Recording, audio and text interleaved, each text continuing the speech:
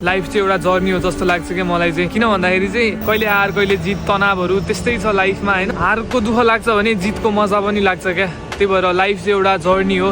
त्यो जर्नीमा हामी सबजना हिँड्नै पर्छ र हिँडिरहेको पनि छौँ क्या। अनि यसमा चाहिँ कुनै बेला दुःख भइन्छ, कुनै बेला सुखी भइन्छ, कुनै बेला आनन्द लाग्छ, कुनै बेला होइन एक्लो फिल हुन्छ। हरेक टाइममा चाहिँ फरक फरक सिचुएसनसँग हामीले फेस गरिराख्नु पर्छ क्या। त्यही भएर स्ट्रेस लिनु हुँदैन जस्तो लाग्छ क्या मलाई चाहिँ। स्ट्रेस छ भने पनि त्योसँग हामी कसरी फेस गर्ने भनेर चाहिँ बाटो खोज्नुपर्छ जस्तो लाग्छ क्या मलाई चाहिँ। त्यो स्ट्रेससँग चाहिँ डराउनु हुन्न। जो मान्छे त्यो स्ट्रेससँग डराउँछ नि त्यो मान्छेले लाइफमा सक्सेस भन्ने कुरा कहिले पाउँदैन क्या। त्यही भएर किन डराउनु पर्यो क्या। हारिन्छ त उठ्न सिक्नु पर्यो नि यार। हिँड्ने मान्छे लड्छ क्या, एक दिन न एक दिन लड्छ क्या। यदि त्यो मान्छे लड्दैन भने त्यो मान्छे कहिले लाइफमा सक्सेस नै भएको छैन क्या। त्यो मान्छेले कहिले केही पाठ सिकेकै छैन क्या। लडिन्छ भनेर कहिले नि हिँड्न छोड्नु हुँदैन क्या।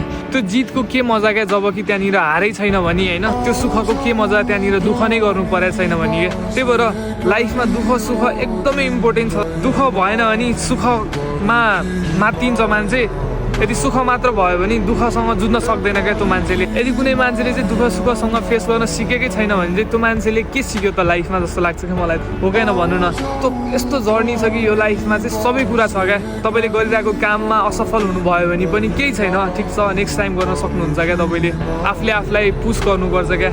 आफूले आफूलाई कहिले डाउन फिल नगर्नु क्या। सक्नुहुन्छ यार, सबजनाले गरिरहेछ भने तपाईँले चाहिँ किन नसक्ने हो र होइन।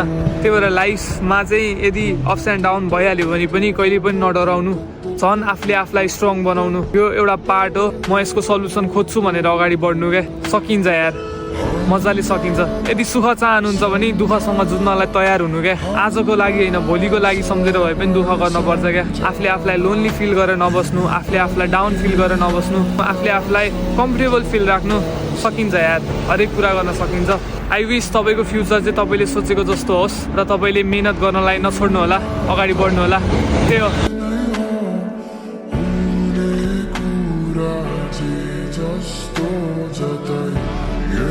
बस्छु पर्खेरै म तिमी